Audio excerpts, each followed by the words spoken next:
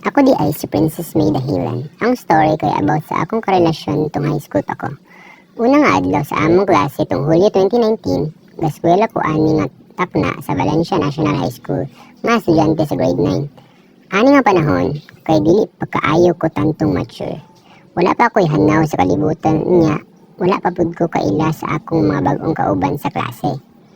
Gakaulaw pa ko ani sa ilaha maong hilumon pa kay ko. Milabay ng isa ka semana. Naay ni duol sa ako nga babae o nagpaila-ila siya sa ako nga si Dayan. Nga na si Dayan nga, apil sa among group princess. Kay murag hilom naman kayo ka. Mura siya kagawad nga babae, abiso diri abiso dito.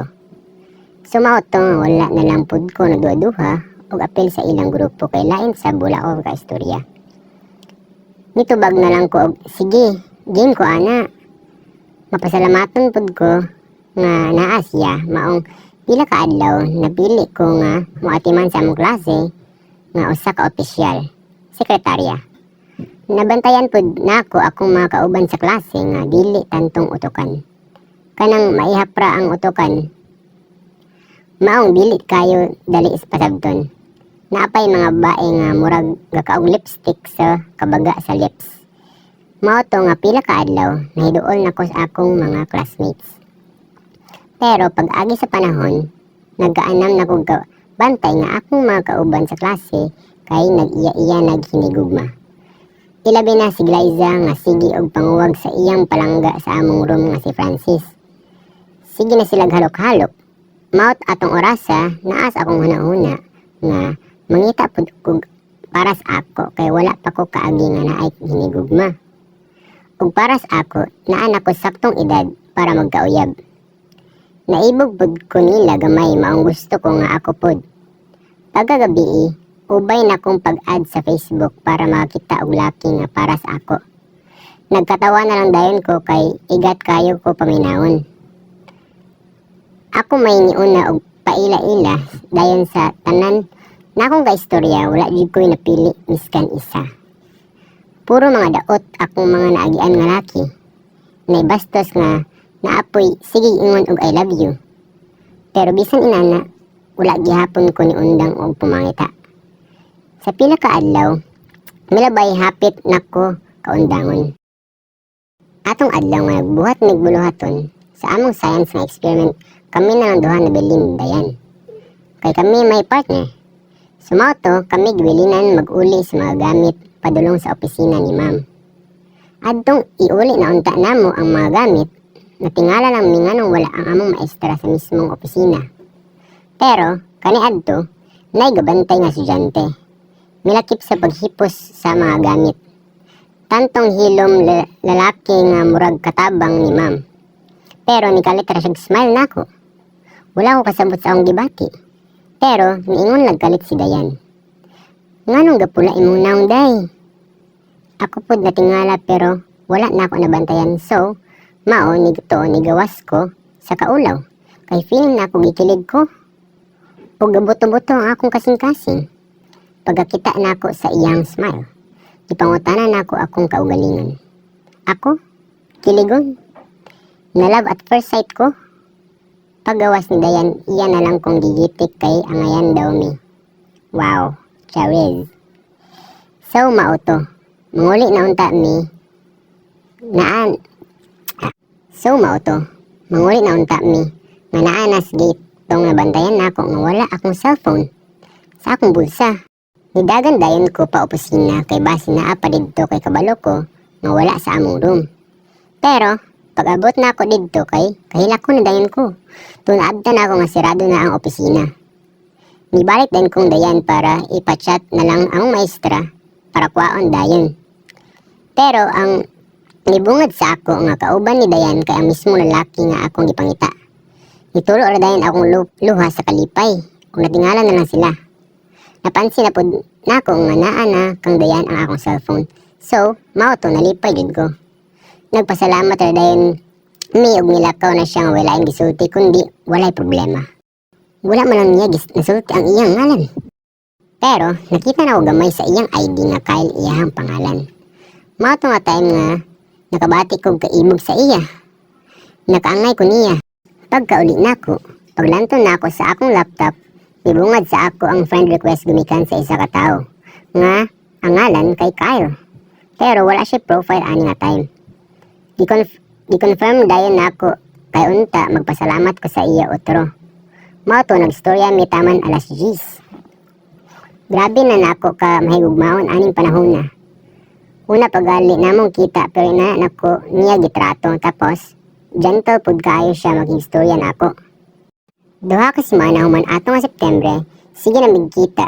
Og among tema is bahalag saging basta labing-labing. Gasunod-sunod na among pag-date pero amo gihapon gitago sa akong mga amiga para walay gubot. Nga ani nga pag-uban namo, nabantayan nako sa iyang kamot nga nay mga laslas. Nabalaka ko, Kyle, naunsa man na imong kamot? Nganong kadaghan baglinya ana murag barcode? Nakay problema Kyle? Isaba pud sa ako.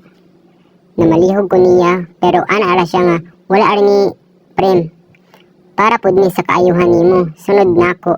Isaba wala ara ni prem. Para pud ni sa kaayuhan nimo. Sunod na nako isaba sa taknang oras na. Curious ko pag-ayo pero love man ako siya. So gibaliwala lang nako. Mao to nanguli na lang dayon mi. Ighuman sa tulo ka adlaw. Tung nag-date mi sa boulevard, nikalit ra siya ingon nako. May, dugay-dugay na gid ta. Nag-uban ba? Hehe. Nikalit ra din siya ingon.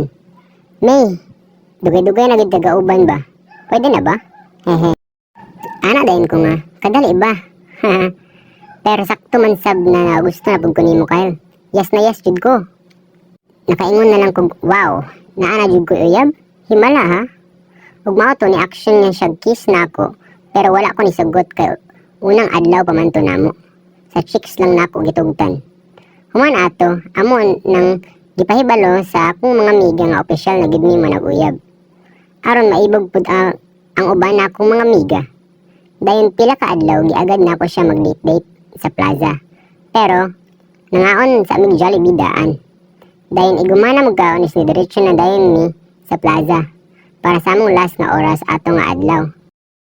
Taod-taod sa sig inistoryahay namo, nikalit lang og panggahi si Kyle. Natingala ko ngano, Kyle, naunsa ka? Nikalit ra lagi ka. Wala siya nitubag. Dayon pagkatan-aw nako nga naay padulong nga isa ka grupo na kulbaan pud kog apil. Mao niya na lang si Kyle nga mangadto na daw mi, manguli na daw. Para ayaha. Pero ayaha pa mi mugawas giatangan nami sa duha ka membro. Amo bro, nganong muli naman? Ana tong isa ka member sa gang. Dayon taod-taod na-shock ko sige ingon ni Kyle. Ako din yung uyab si Prim. Mao to nga kaingon kog ha? Bungol ko, murag sa akong pagdungog, gipaila-ila ko ni Kyle sa mga gangster. Kyle, nga no, uli na tangan unsa naman ka. Ighuman ato, niingon ang isa ka member sa gang nga, balik na Kyle, biyain na na.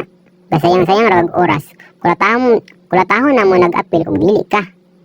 Itindog akong balahibo tong pagkabalo na ako nga membro po di ay si Guy. Itindog akong balahibo tong pagkabalo na ako nga membro po di ay si Kyle sa mismong grupo. Wala ko nito o tong una. Ha? Pataka raman mo. Kabutan ni Kyle para mamembro sa inyong kabuang? Niulbo akong paspa at nung ipakita ni Kyle iyang marka sa iyang liog lapit. Nunong akong kalibutan. Dili daw siya mamakak nako kay para po daw sa kaayuhan nako. Nakasabo ka Kyle?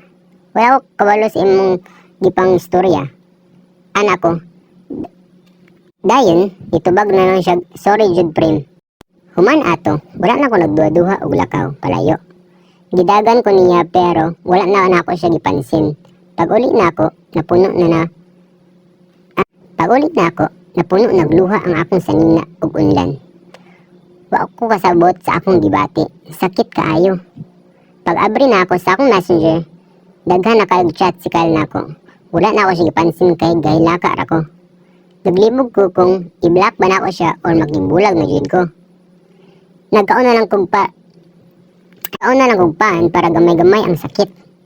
Dayon nakatog na lang ko sa kasakit. Pagkaugma, niani si Kyle sa murum para suyoon guro ko.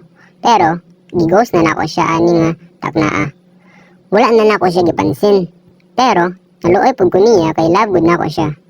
Dili ko makatuo nga membro pud siya sa gang. Marupok kayo ko so akong gitan-aw pagkagabi iyang messages. Wala ko kabantay ni tulo na lang akong luha. Natingala ko nga no. Na-realize na ako nga wa ko kawala sa past niya jud. Kajot ra jud mi wala ra nagbulan. Sakit kaya sa ako. Niya ana siya sa mga message na pugos sa daw siya apil sa mismong grupo kay gipugos siya paapil kay kulatahon daw iyang mangod ug iyang friend nga bae. Nagsige na lang kog kila kay mao daw toy rason nganong galaslas siya. Kay gusto na siya mahawa para nako. In love na daw kayo siya sa ako. Di man ko mutuo pero tong iyan ang gi-voice message didto na ko nakahilak og samot. Ana siya, mas better na lang daw nga magbulag mi kay paras kaayuhan ako. Naluoy jud ko sa iya atong atak na. Kadali-dali na jud ay ko. Nahimo ning tun-anan para sa akong pagka-mature. Human ato wala na mi nagkita otro kay nagsugod na ang pandemic. Ug maot na to ang last meeting namo.